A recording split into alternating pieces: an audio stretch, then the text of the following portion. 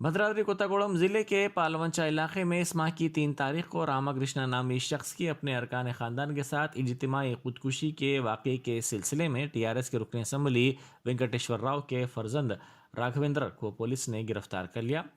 उन पर इस ख़ानदान को खुदकुशी के लिए मजबूर करने का इल्ज़ाम है। खुदकुशी से पहले इस ख़ानदान के सरबराह रामाकृष्णा ने एक सेल्फी वीडियो लिया और रुकन असम्बली के बेटे को इस वाक़े के लिए ज़िम्मेदार करार दिया। वीडियो के सामने आने के बाद पुलिस चौकस हो गई थी। एसपी रोहित राज ने मीडिया को बताया कि मुलजिम की गिरफ्तारी के लिए 8 खुसूसी टीमें तश्कील दी गई थी और कल शाम इसको गिरफ्तार कर लिया गया। पुलिस ने इसके पास से शवाहिद जब्त किए।